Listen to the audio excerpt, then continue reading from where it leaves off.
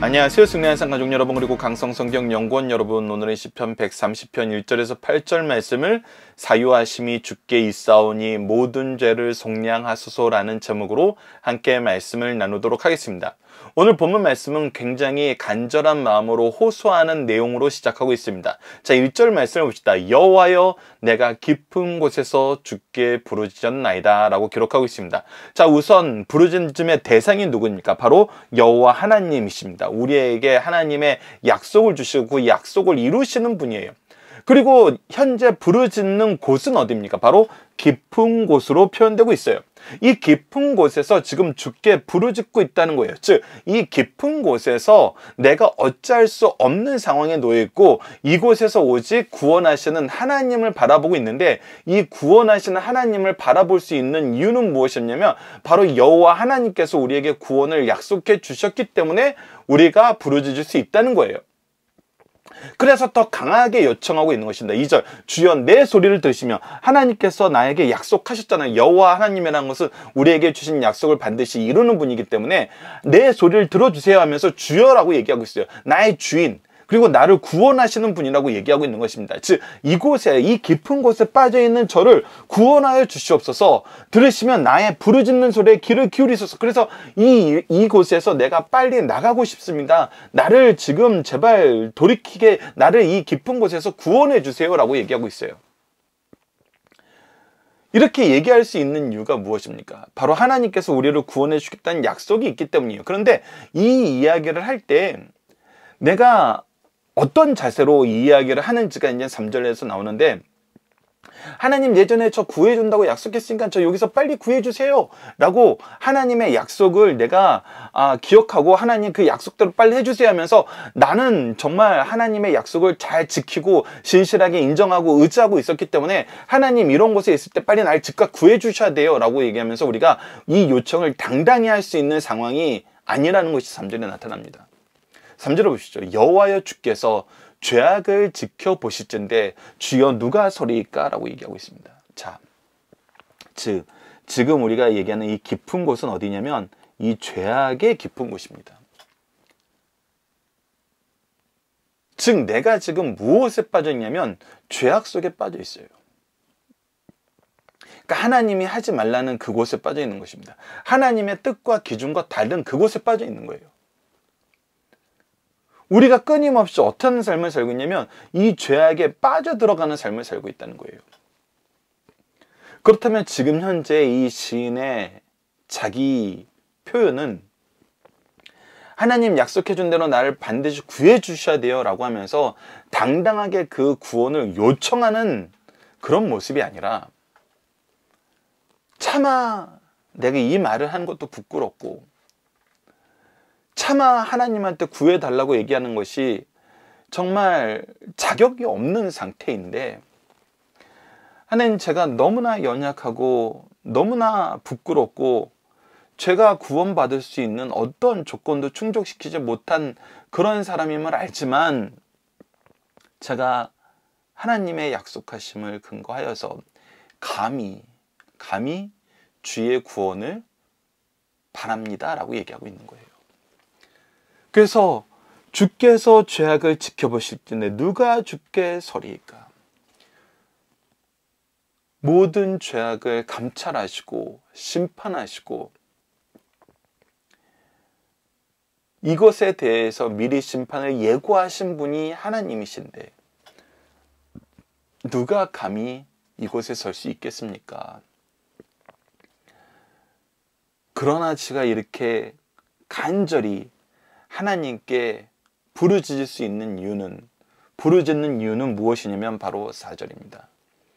그러나 사유하심이 주께 있으면, 즉 죄를 용서하심이 주께 있기 때문에, 바로 하나님은 용서의 하나님이기 때문에 우리를 용서하시고 구해 주시겠다고 약속하신 하나님이기 때문에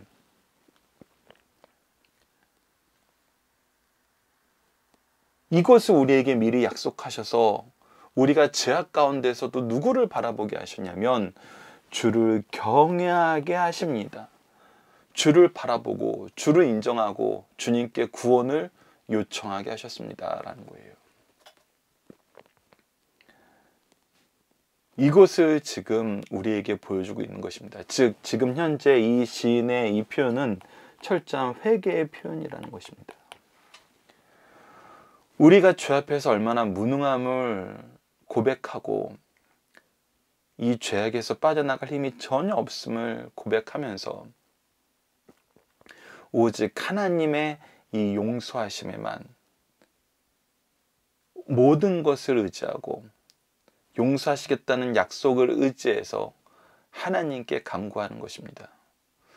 우리가 얼마나 이 죄악 앞에서 무능한지는 로마서 7장 22절로 24절에 기록되어 있습니다. 로마서 7장 22절로 24절 아래 적어놓은 걸 보고 한번 보도록 하겠습니다. 내 속사람으로는 하나님의 법을 즐거워하되 내가 하나님의 법과 하나님의 은혜 안에서 하나님의 기준으로 사는 걸 즐거워해요. 근데 나는 이 마음이 있으나 이것을 행할 어떤 능력도 없는 것이 어떻게 나타나냐면 내 지체 속에 다른 한 법이 내 마음의 법과 싸워 내 지체 속에 있는 죄의 법으로 나를 사로잡는 것을 보는도다. 즉 하나님의 법을 내가 기뻐하는데 내 마음속에 이 죄의 법이 오히려 나를 사로잡아 버린다는 거예요. 오라 나는 공고한 사람이로다. 이 사망의 몸에서 누가 나를 건져내랴. 도무지 내가 이 죄악하고 싸워서 이길 힘이 없다는 거예요. 내 마음속으로는 하나님의 법을 즐거워하지만 내 마음속에 다른 법이 하나 있고 내 이 다른 법이 내 육체를 주장하고 있어서 끊임없이 죄 속에 빠져 있다는 것입니다. 죄에서 구원할 수 있는, 나갈 수 있는 어떤 힘도 없다는 거예요. 그래서 우리가 항상 이 은혜를 바라보고 인정하고 의지할 수밖에 없는 것입니다. 저는 죄악에서 빠져나갈 어떤 힘도 없고 자격도 없습니다. 그런데 용서해 주시겠다는 하나님의 약속, 우리를 구유해 주시겠다는 하나님의 약속, 이 구원을 이루시고 심판하시고 구원하시는 이 모든 것을 통해서 하나님을 인정하고 하나님의 뜻을 따라 살기를 바라게 만드시는 하나님 경외함을 가르쳐주는 하나님의 뜻을 보기를 원한다는 거예요. 이때 우리가 경험하게 되는 것이 있습니다. 그것이 바로 5절입니다. 나 곧 내 영혼은 여호와를 기다리며. 그래서 이제 하나님을 바라보는 것입니다. 하나님이 이제 나를 어떻게 구원해 줄지, 하나님의 일하심을 내가 잠잠히 묵상하고 이것을 소망하는 삶을 삽니다. 그리고 나서 무엇하냐면 나는 주의 말씀을 바라리이다. 하나님의 말씀을 통해서 사는 것을 우리가 기뻐해요. 이 말씀이 사실은 굉장히 중요합니다. 왜 그러냐면 우리가 이 말씀이 없으면 무엇도 깨달을 수 없냐면 이 깊은 곳에 있다는 것도 깨닫지 못해요. 그래서 이 말씀의 기능이 너무나 중요합니다. 그래서 우리가 이것을 계속해서 이 반복하면서 우리의 이 소망이 커지는 것이 무엇이냐면 우리에게 은혜의 말씀이 주어졌기 때문에 우리가 깊은 곳에 있음을 깨닫게 돼요. 우리에게 은혜의 말씀이 주어졌기 때문에 우리가 이 깊은 곳에서 어떻게 해야지 구원을 받을지 알게 되었어요. 그래서 우리가 이 은혜의 말씀에 힘입어서 하나님께 부르짖을 수 있는 거예요. 왜냐하면 이 은혜의 말씀에 우리를 구원하시고 우리를 용서하시고 하나님의 능력으로 우리를 이끄신다는 바로 이 말씀이 있기 때문에, 그래서 내가 이 말씀에 근거하여서 하나님께 또 기도하고 외칠 수 있는 거예요. 그러면서 우리가 더 많은 은혜를 무엇을 통해서 깨닫게 되냐면 다시 말씀을 통해서 깨닫게 돼요. 그래서 우리에게 가장 근원적이고 가장 놀라운 은혜는 바로 이 말씀을 주시는 거라는 거예요. 그래서 이 말씀을 통해서 우리가 어떤 삶을 살게 되냐면 고린도후서 7장 10절에서 11절 말씀에 이것이 기록되어 있는데, 하나님의 뜻대로 하는 근심은 회할 것이 없는 구원에 이르게 하는 회개를 이루는 것이요. 즉 우리가 하나님의 뜻을 하나님의 말씀을 통해서 알아요. 그래서 이 말씀이 우리 삶 속에 들어오자 우리의 삶이 하나님의 기준에서 다시 재편되기 시작하는 거예요. 그래서 이 안에서 근심하게 돼요. 우리가 그동안 했던 모든 일들이 잘못된 거였구나. 이것은 하면 안 되는 거였구나. 근데 이것을 안 하려니 너무 속상한 거예요. 너무 힘든 거예요. 너무 손해가 막심한 거예요. 그리고 벗어나려고 그러는데 내 마음이 이것 때문에 너무 부대끼고 힘들어요. 그러니까 계속해서 어려운 상황이 나에게 오는 거예요. 그런데 이런 근심은 우리를 어디로 이끄냐면 후회할 것이 없는 구원에 이르게 하는 회개를 준다는 거예요. 즉 말씀을 통해서 우리의 삶이 재편되면서 우리가 끊임없이 근심하고 정말 힘든 상황에 놓이게 되는데, 그러나 이 근심과 힘듦은 우리를 구원에 이르는 회개로 이끌기 때문에 이것은 너무나 소중한 거란 거예요. 반대로 세상 근심은 우리가 하나님 말씀이 없다고 해서 근심이 없는 삶을 사는 건 아니에요. 여전히 근심이 많아요. 우리 자녀를 어떻게 양육해야 되는지, 우리가 앞으로 이 경제적인 어려움은 어떻게 해결해야 되는지, 이 사회가 정말 우리가 보기에 너무 잘못된 것이 많은데 이것은 어떻게 고쳐야 되는지, 정말 이 세상을 이렇게 놔둬도 되는 건지, 민주주의란 것이 이게 너무나 아름답고 좋은 제도라는데 이것이 바르게 작동하는 것이 왜 이렇게 힘든 것인지, 법을 집행하는 사람들은 뭐 이렇게 잘못된 것이 많고, 집권자들은 왜 이렇게 문제는 것이 많고, 더 나아가서 우리 교회 안에서, 우리 가정 안에서 당연히 있어야 될 사랑의 법은 도대체 어디가 있는 것이고, 막 너무 근심할 것이 많아요. 근데 무엇을 가르쳐 주냐면, 이 근심이 하나님의 뜻대로 하는 근심이 아니면 이 문제를 진단하는 기준도 하나님 말씀이어야 되고, 이 문제를 해결하는 방법도 하나님 말씀이어야 되고, 이 문제를 진단하고 해결해서 이루려는 목표까지도 하나님 말씀 안에서 하나님의 뜻과 일치돼야 되는데, 그렇지 않은 것은 다 세상 근심이고, 세상 근심은 결국은 무엇만 보여주냐면 우리에게 사망만 보여줘요. 결국은 죽음으로 우리를 이끌더라는 거예요. 헤어나올 수 없는 죄악으로 우리를 이끈다는 거예요. 그러나 하나님 뜻대로 하는 근심은 우리가 이 근심이 너무나 힘들지만 절대 후회하지 않게 하는 구원에 이르는 회개를 주기 때문에, 그래서 하나님을 오히려 전적으로 신뢰하고 의지하고 인정하면서 하나님의 구원에, 하나님의 이 사제의 은총에 우리가 인생을 맡김으로써 우리가 하나님 백성으로, 하나님의 일꾼으로, 하나님의 자녀로의 삶을 살게 된다는 거예요. 보라, 하나님의 뜻대로 하게 된 이 근심이 너희로 얼마나 간절하게 하며, 그래서 보십시오. 이 말씀을 들으니까 우리가 어떤 삶을 살게 되냐면, 이제 이 근심으로 말미암아 우리가 간절해져요. 이것을 반드시 이루어졌다는 확신을 갖게 돼요. 그리고 변증하게 하며, 이것이 얼마나 놀라운 은혜이고 이성적으로 우리가 바른 것인지 우리의 지성으로 이것을 판단할 수 있게 해요. 얼마나 분하게 하며, 그래서 내가 이것을 모르고 살았던 거, 그리고 우리가 이거에 대해서, 이것으로 인하여 죄를 구분하게 되어서 이 죄에 대해서 얼마나 우리가 죄를 미워해야 되는지 알게 돼요. 그리고 얼마나 두렵게 하며, 이것으로 오히려 하나님의 심판에 대해서, 이 세상의 마지막 삶의 모습에 대해서 또한 두렵게 해요. 그리고 얼마나 사모하게 하며, 그러면서도 하나님이 우리에게 주신 소망을 사모하게 되잖아요.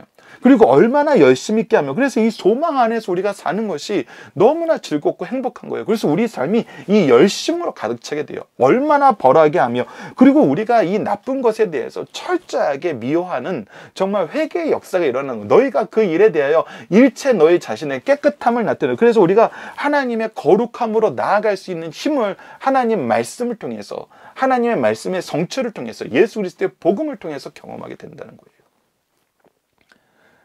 그래서 이 말씀을 바라는 이 삶이 우리 삶을 깨우는 삶이 된다는 거예요. 그래서 디모데후서 3장 16절에서 17절, 모든 성경은 하나님의 감동으로 된 것으로 교훈과 기준을 가르쳐줘요.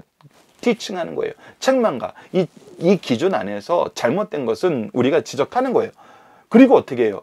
바르게 한가, 이 지적한 것은 고쳐주는 거예요. 그리고 의로 교육하게, 고쳐주고 나서 이 삶을 살 수 있도록, 이 의로운 삶을 살 수 있도록 우리를 훈련시킨다는 거예요. 그것을 위해서 너무나 유익한 게 바로 성경이라는 거예요. 이 교육이 우리에게 이루어지는 이유는 뭐냐면, 이는 하나님의 사람으로 온전하게 하여 모든 선한 일을 행할 능력을 갖추게 하여. 하나님의 선한 일은 오직 하나님의 일이에요. 하나님 외에는 선한 분이 없기 때문이에요. 그래서 우리가 선한 일을 행한다는 것은 하나님의 일을 행한다는 거예요. 우리를 향한 하나님의 뜻과 계획이 성취된다는 거예요. 아버지의 뜻이 하늘에서와 같이 땅에서도 이루어지는데 우리가 쓰임을 받는다는 거예요. 이것을 지금 우리가 경험하는 삶을 사는 것이 바로 말씀이라는 것입니다. 그래서 우리는 하나님의 말씀을 통해서 정말 놀라운 은혜를 경험하게 되는 거예요. 계속해서 6절을 봅시다. 파수꾼이 아침을 기다림보다 내 영혼이 주를 더 기다리나니. 그래서 우리는 지금 파수꾼이 아침을 기다린다는 것은 그의 모든 임무를 마치고 그가 휴식으로 들어가는 시간이에요.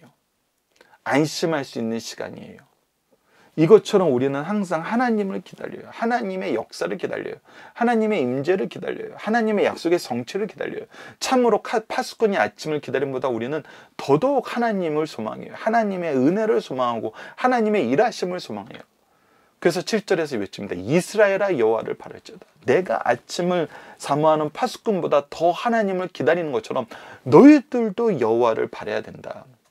너희들이 나의 인생을 통해서 보게 되는 것은 무엇이냐면 우리가 이 죄악 가운데에서 우리를 구원하신 하나님, 우리에게 주신 약속을 성취하심으로 우리를 구원하시고 용서하신 하나님, 우리에게 말씀을 주심으로 이 말씀의 은혜 안에서 더더욱 하나님의 뜻을 이루게 하시는 이 놀라운 역사를 가르쳐 주신 하나님, 너희들이 나를 통해서 이것을 보았던 것처럼 너희들도 여호와를 바라봐야 된다. 왜 그러냐면 여호와께서는 인자하심과 풍성한 속량이 있기 때문입니다. 하나님은 우리를 사랑하시고 이 사랑으로 우리를 용서해 주시기를 그냥 보여주는 것이 아니라 풍성하게 보여준다. 풍성하게. 왜 그럽니까, 여러분? 왜? 하나님의 속량하심이 풍성할 수밖에 없는 이유는 뭐예요? 우리의 죄가 너무 많기 때문이에요. 우리의 죄가 너무나 많기 때문입니다. 도무지 죄에서 벗어날 수 없는 정말 철저히 무능력한 상태에 있는데 아낌없이 용서해 주신다는 거예요. 아낌없이. 다시 한번 강조합니다만 하나님께서는 단순히 아낌없이 용서해 주시고 끝내지 않으세요. 우리가 지난해 말 나눴던 것처럼, 그리고 지지난해 말 나눴던 것처럼 팔복과 성령의 열매를 통해서 보게 하시는 것은 무엇이냐면 우리를 하나님의 자녀 삼으시고 하나님의 자녀로 능력 있게 살 수 있도록 우리를 축복하시고 팔복의 내용이 나타나는 거예요. 그리고 이 축복하심 속에서 우리가 하나님의 일꾼으로 살 수 있도록 우리에게 성령의 열매를 가득하게 하시고 충만하게 경험하게 하시고 그것을 또 가지고 살게 하세요. 나누면서 살게 하세요. 그래서 죄악을 이길 수 없는 우리가 하나님의 은혜로 죄악을 이기는 삶을 살아요. 이것이 죄악에서 우리를 속량하시는 하나님이 우리에게 주신 은혜의 선물의 모습이라는 거예요. 그래서 다시 한번 강조합니다. 8절. 그가 이스라엘을 그의 모든 죄악에서 속량하시리로다. 그래서 우리가 예수 그리스도를 통해서 이 속량을 경험한 은혜의 말씀이 어디에 있습니까? 고린도후서 5장 18절에서 21절에 있습니다. 모든 것이 하나님께로 났음에 그가 그리스도로 말미암아 우리를 자기와 화목하게 하시고, 분명하게 한 것은 우리가 죄가 있으면 하나님과 절대 화목할 수 없습니다. 근데 하나님의 이 구원의 은총이, 속량의 은총이 우리를 하나님과 화목하게 하셨어요. 예수 그리스도께서 우리 죄를 위해서 대신 죽으시고 부활하심으로 의롭다 하셔서 우리가 하나님과 화목하게 되었습니다. 또 우리에게 화목하게 하는 직분을 주셨으니, 그리고 우리는 이 화목하게 하는 직분을 받게 되었어요. 그래서 이 화목하게 하는 직분을 수행할 수 있는 자격도 주고 능력도 주셨다는 거예요. 이것이 바로 하나님의 속량이 놀라운 이유입니다. 세상은, 여러분도 우리가 누군가를 용서한다고 생각을 해보십시오. 최근에 용서하지 않으면 도무지 받아들일 수 없는 사람들이 감옥에서 나와가지고 그 사람들에 대한 뉴스가 정말 자주 우리 정말 시야에 들어오게 되는데, 이 사람들을 용서해야 되느냐, 이 사람들에게 대한 더 철저한 감시가 필요하지 않느냐, 어쩜 사람이 이렇게 살 수 있느냐, 이렇게 얘기를 하잖아요.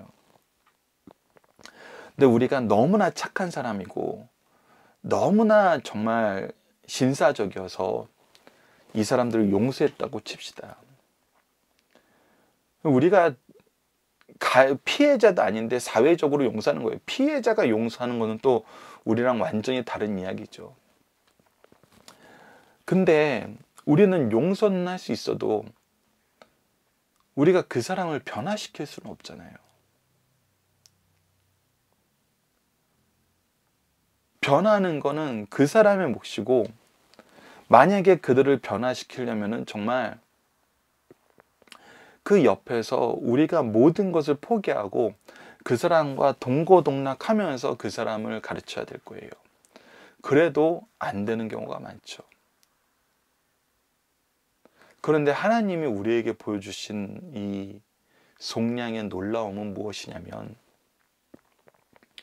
우리를 용서하시고 이 용서하게 하신 예수 그리스도의 화평하게 하는 직분을 우리에게 주시고, 이것을 능히 이룰 능력의 일꾼으로 우리를 변화시켜 주신다는 거예요. 그래서 고린도후서 5장 말씀 계속 보도록 합니다. 19절입니다. 곧 하나님께서 그리스도 안에 계시사 세상을 자기와 화목하게 하시며 그들의 죄를 그들에게 돌리지 아니하시고 화목하게 하는 말씀을 우리에게 부탁하십니다. 이 하나님의 말씀을, 깊은 곳에 있음을 깨닫게 하는 이 말씀을, 깊은 곳에서 일어나서 하나님을 바라보게 하시는 이 말씀을, 우리에게 주신 모든 은혜의 말씀, 능력의 말씀을 우리에게 부탁하셔서 우리에게 그것을 또 전하게 하셨다는 거예요. 우리에게 이 말씀 주시는 것이 은혜인데 이 말씀을 또 전하게 하셨다는 겁니다. 그러므로 우리가 그리스도를 대신하여 사신이 되어, 그래서 우리는 그리스도를 대신한 하나님의 대사라는 거예요. 하나님이 우리를 통하여 너희를 권명을 하신 것 같이 그리스도를 대신하여 간청하노니, 그래서 내가 이것을 전할 때 은혜 받은 이 모습대로 우리가 정말 간절히 청원하는 거예요. 간절히 얘기하는 거예요. 이 이야기를 받을 수 있도록 우리가 최선을 다해서 설득을 하는 거예요. 너희는 하나님과 화목하라. 그래서 너희들이 이 예수 그리스도의 복음으로 너희들을 화목하게 하는 은혜를 받으라는 거예요. 하나님이 죄를 알지도 못하신 이로 우리를 대신하여 죄로 삼으신 것은 우리로 하여금 그 안에서 하나님의 무엇이 되게? 의가 되게 하시며, 바로 하나님의 의를 성취하시기 위한 거란 거예요.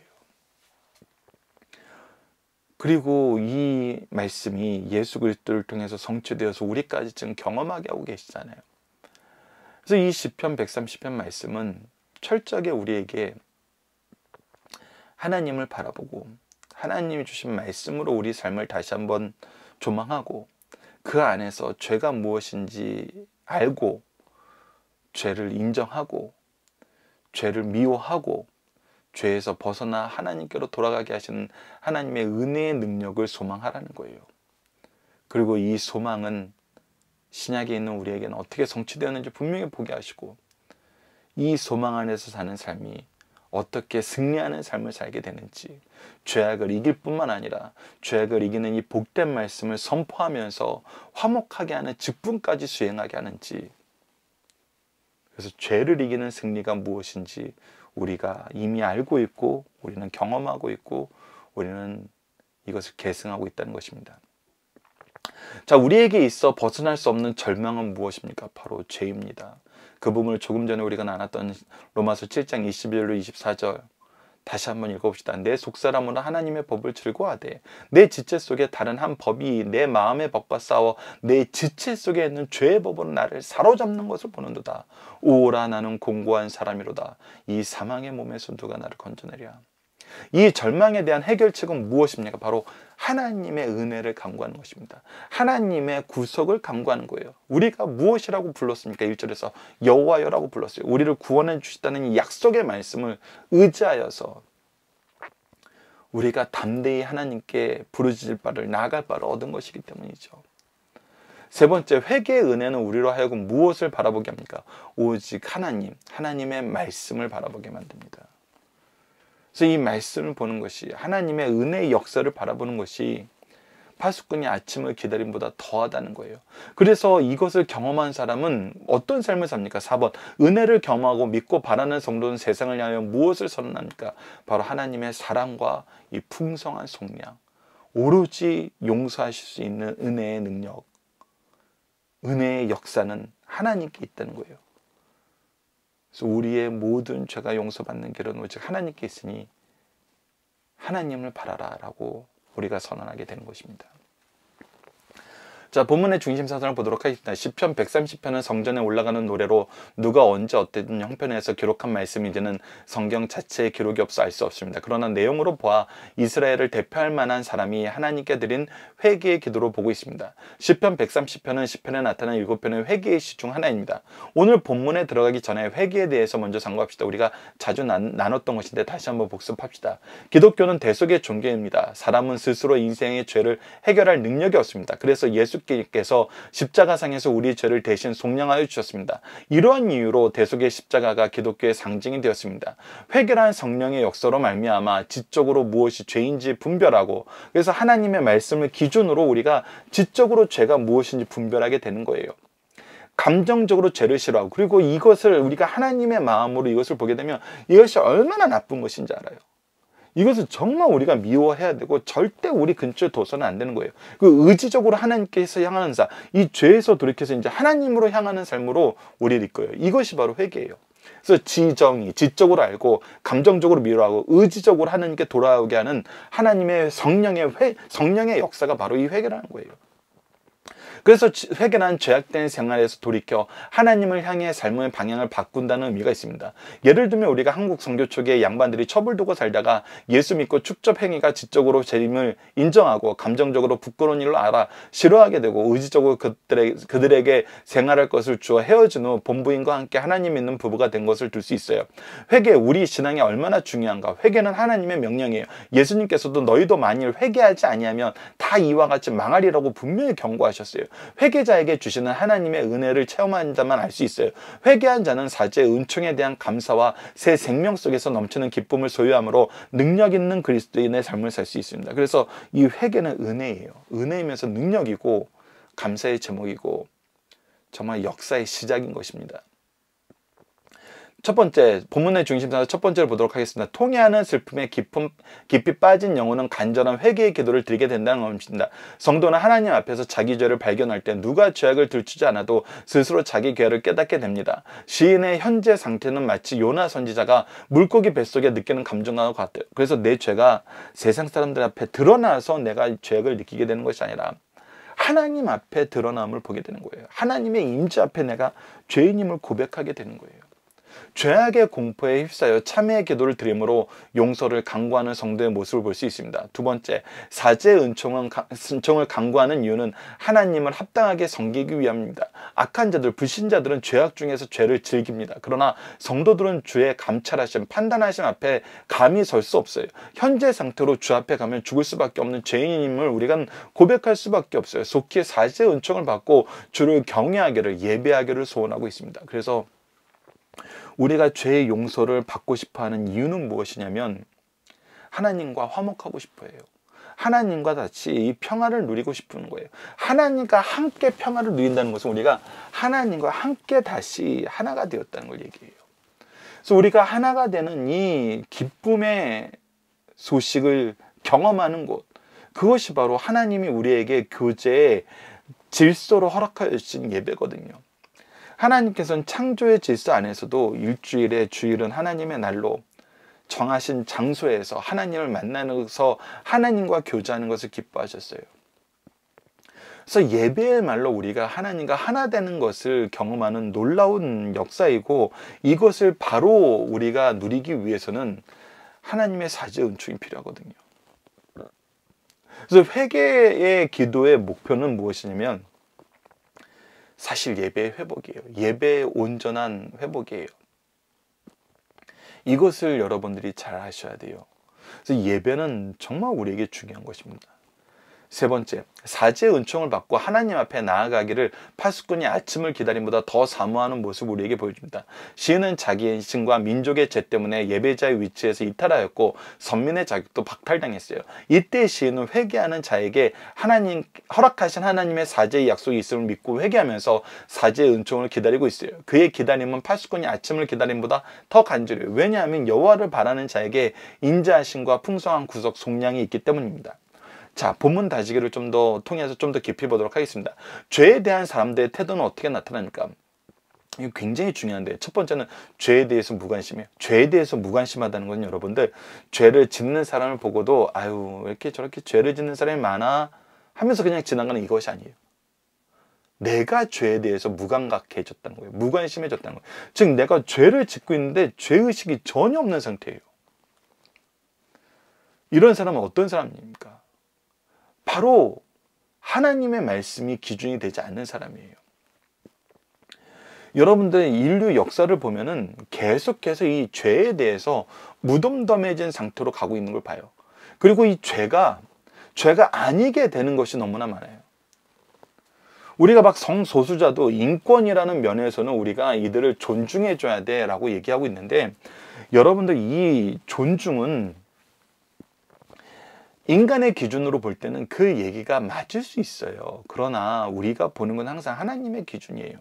하나님은 이것을 죄악이라고 얘기하셨어요. 이것이 죄악이라고 얘기한 이유는 이것을 하고는 하나님과 절대 가까워질 수 없기 때문이에요. 다시 한번 강조하지만 죄가 무서운 이유는 우리가 하나님과 함께 할 수 없다는 거예요. 죄악에서는. 그러니까 여러분들 생각을 해보세요. 하나님과 같이 하는 것이 전혀 중요하지 않는 사람에게는 이것이 죄가 안 되는 거예요. 이것을 이해를 못하는 거예요. 그래서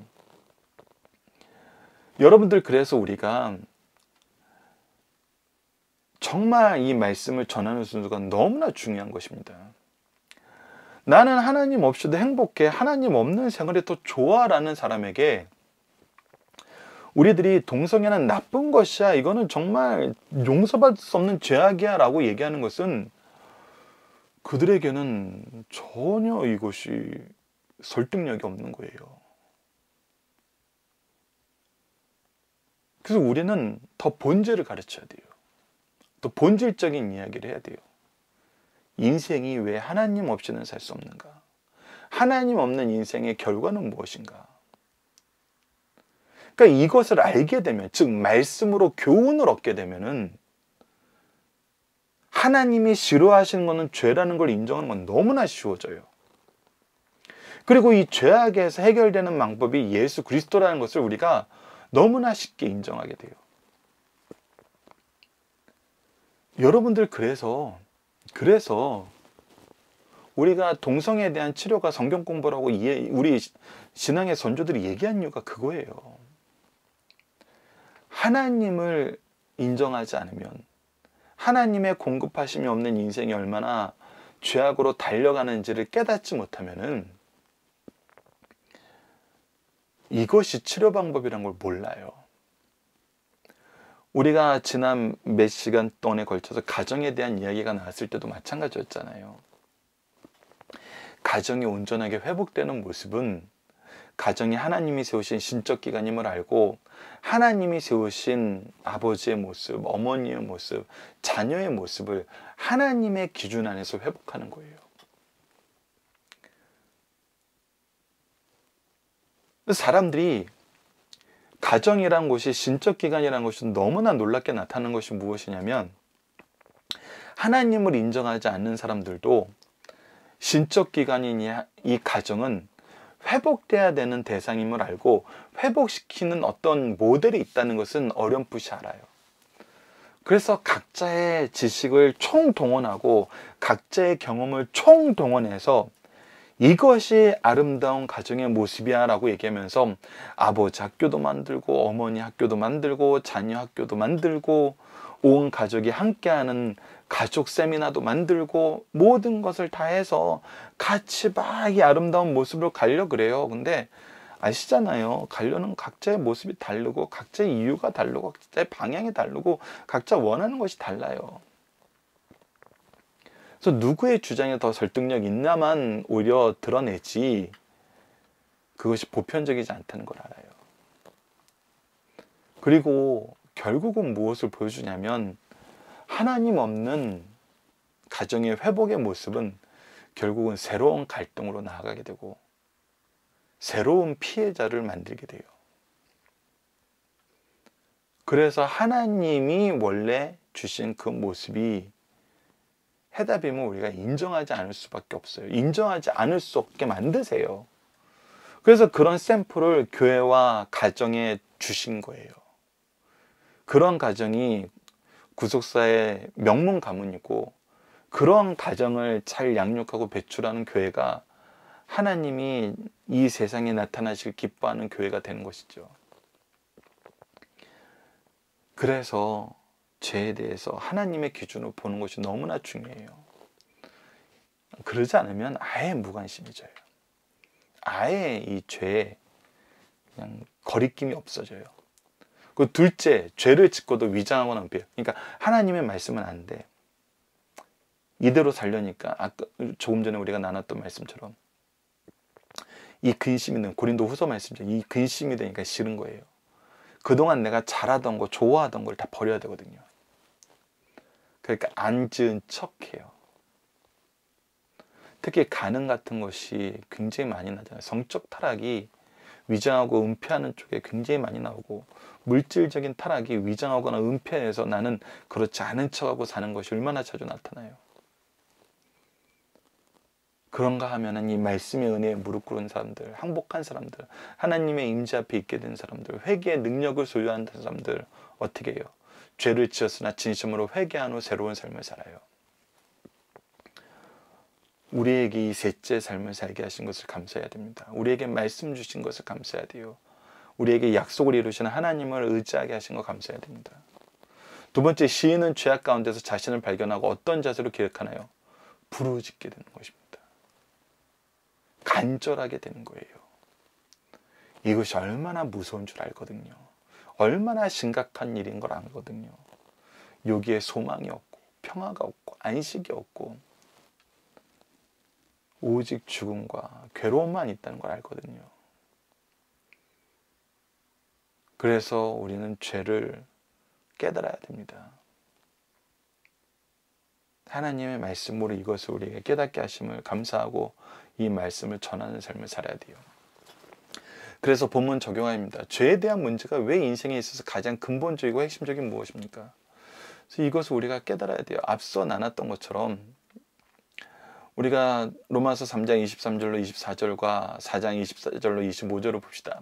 모든 사람이 죄를 범했으며 하나님의 영광에 이르지 못하더니 그리스도 예수 안에 있는 속량으로 말미암아 하나님의 은혜로 값없이 의롭다 하심을 얻은 자가 되었느니라. 우리가 죄를 범해서 하나님의 영광에 이르지 못했어요. 하나님과 다시 하나 되지 못했어요. 하나 되지 못하면은 죽음밖에 남잖아요. 우리가 육체의 죽음을 영과 혼이 분리되는 것이라고 얘기하고, 영적인 죽음을 무엇이라고 얘기합니까? 바로 하나님과 우리가 분리되는 걸 얘기해요. 거기에는 이제 희망이 없어요. 하나님이 우리를 원래 창조하셨던 목적에 완전히 거기서 배제되는 거예요. 탈락되는 거예요. 그런데 예수님을 보내셔서 이 문제를 해결하신 거예요. 우리를 다시 하나님과 화목하게 하시려는 거예요. 하나 되게 하시려는 거예요. 그래서 우리가 자주 나누던 이 로마서 4장 24절로 25절 말씀, 의로 여기심을 받은 우리도 위함이니 곧 예수 우리 주를 죽은 자 가운데서 살리신 이를 믿는 자니라. 예수는 우리의 범죄한 것 때문에 내줌이 되고 또한 우리를 의롭다 하시기 위해서 살아나셨느니라. 우리의 죄를 다 짊어지시고 죽으시고 우리에게 의롭다 하심을 입히시기 위해서 부활의 은혜로 우리를 쌓으셨다는 거예요. 이것을 우리가 깨달아야 돼요. 근데 깨닫질 못하자 예수님이 어떻게 하셨어요? 로마서 누가복음 24장 44절로 48절 말씀을 통해서 성경을 통해서 우리를 가르치신 모습이 나타나잖아요. 또 이르시되 내가 너희와 함께 있을 때 너희에게 말한 바 곧 모세의 율법과 선지자 예고가 시편의 나를 가르쳐 기록한 모든 것이 이루어지리라 하니니. 자, 모세의 율법은 모세 오경이에요. 선지자들은 모든 선지자들을 통해서 하나님께서 선언하신 바로 하나님의 약속의 말씀이에요. 시편은 우리가 여기서는 지혜서에 통한 모든 걸 얘기하는 거예요. 시편, 잠언, 전도서 등 모든 지혜서를 얘기를 해요. 즉 구약 성경 전체를 얘기하는 거예요. 그냥 구약 성경에 예수 그리스도를 통해서 우리를 구원하시고자 하시는 여호와 하나님의 약속이 어떻게 기록되었는지 우리가 분명히 발견할 수 있고, 이 말씀을 통해서 우리가 보게 되면 예수께서 우리 죄를 대속하시기 위해서 오신 대제사장이면서도 죄가 없는 흠 없는 어린 양의 제물이 되심을 우리가 분명히 알 수 있어요. 그리고 이 부활이 바로 우리를 의롭다 하시는 하나님의 은혜의 역사인 걸 알 수 있어요. 그래서 이것이 이루어져야 되겠다고 얘기하셨고 이것이 이루어졌다는 거예요. 이에 그들의 마음을 열어 성경을 깨닫게 하시고, 그래서 성경을 깨닫는 것이 너무나 중요해요. 우리가 성경을 깨닫지 못하면, 하나님의 기준으로 이 세상을 보지 못하면 죄에 대해서도 알지 못해요. 또 이와 같이 그리스도가 고난을 받고 제3일에 죽은 자 가운데 살아날 것과 또 그의 이름으로 죄 사함을 받게 하는 회개가 예루살렘에 시작하여 모든 족속에 전파될 것이 기록되었으니, 그래서 이제 이 은혜의 시대가 시작된다는 거예요. 영광의 시대가 시작된다는 거예요. 너희는 이 모든 일의 증인, 그래서 우리가 이 일에 증인된 삶을 살게 한다는 거예요. 그리고 우리가 앞서 살펴봤던 것처럼 고린도후서 5장 18절에 21절처럼 우리를 화목하게 하시고 화목하게 하는 직분을 주시고 이 말씀을 우리에게 부탁하셨다는 거예요. 그래서 이것은 우리 인생의 가장 핵심적인 문제, 이 문제, 이 죄의 문제가 어떻게 해결되는지 알지 못하는 것은 우리에게 정말 헛된 삶으로 이끌 뿐이에요. 앞서 얘기했던 우리가 고린도후서 7장 말씀을 통해서 확인했던 것처럼 세상 근심에 빠지게 할 뿐이에요. 세상 근심은 근데 결국 우리를 죽음으로 이끌 뿐이지 아무것도 주지 않아요. 근데 하나님 말씀으로 주신 근심은 생명 있게 하고 능력 있게 하고 승리가 있게 해요. 그래서 이 죄에 대한 문제에 대해서 여러분들이 아시는 것이 중요합니다. 죄에 대한 문제에 대해서 세상에게 우리가 바로 가르쳐 주는 것이 너무나 중요한 거예요.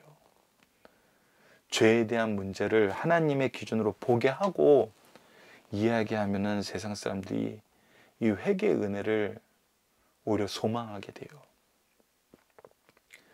그래서 우리가 이 문제를 정말 평상시에 계속해서 전할 수 있어야 됩니다. 화평케 하시는, 화목하게 하시는 이 직분을 주시고 화목하게 하는 이 말씀을 우리에게 부탁하셨던 것처럼 우리가 이것을 평상시에 계속해서 이 죄의 문제에 대해서 가르쳐주고 하나님의 기준에 대해서 가르쳐주고 이것이 사람들에게 충분히 접근이 됐을 때 우리가 강론에 대해서, 이 경제적인 잘못에 대해서, 이 성적인 잘못에 대해서 얘기했을 때 사람들이 깨닫게 되는 거예요. 이 문제를 해결한 교회와 가정을 보고 하나님의 역사를 인정하게 되는 것입니다. 이번 주 공동 기도 제목은 하나님의 속죄의 은혜 안에서 감사와 순종의 삶을 살게 하시고 하나님의 뜻을 이루는 가정과 교회가 되게 하여 주소서입니다. 오늘 본문 말씀을 통해서는 하나님과 함께하지 않고 하나님의 공급하심과 인도하심과 역사하심이 없이는 우리가 살 수 없음을 고백합니다. 이를 위해 우리의 죄에서 구하시고 하나님과 화목하게 하신 구원의 은혜를 더욱 감사드립니다. 회개의 역사가 우리에게 얼마나 큰 은혜이고 능력인지 바로 깨닫고 하나님의 인자하심과 긍휼하심을 항상 찬양하는 삶을 살게 하여 주소서 기도하는 우리 승리하는 삶 가족 여러분들, 강성성경연구원 여러분들에게 기도합니다. 감사합니다.